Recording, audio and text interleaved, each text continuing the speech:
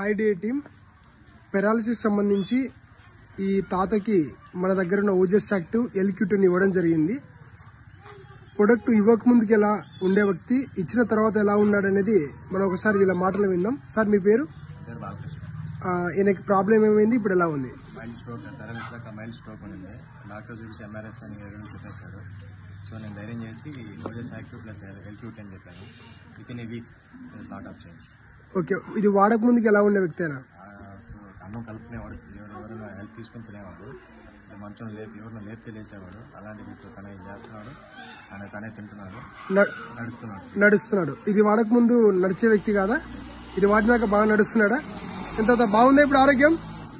ఆరోగ్యం బాగుందా? ఒకసారి నడుచు.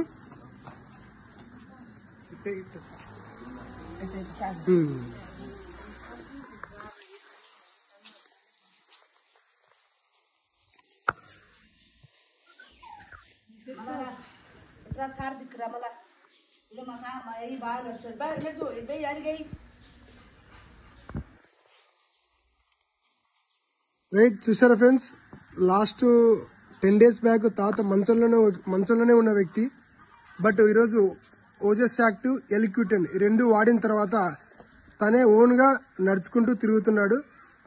నిజంగా చెప్పాలంటే ఒక అద్భుతమైన రిజల్ట్ అని చెప్పొచ్చు. Thank you ఓల్సీ.